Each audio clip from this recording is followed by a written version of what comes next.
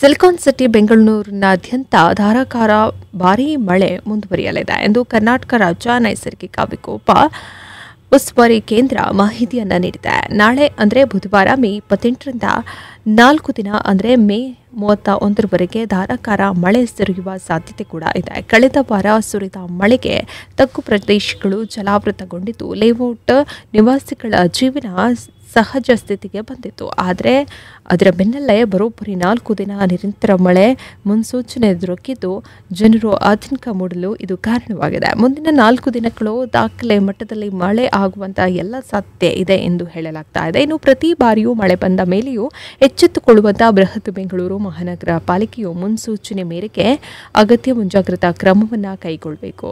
ನಗರದಲ್ಲಿ ಪೂರ್ವ ಮುಂಗಾರು ಬಳಿಕ ಮುಂಗಾರು ಸಕ್ರಿಯವಾಗಲಿದೆ.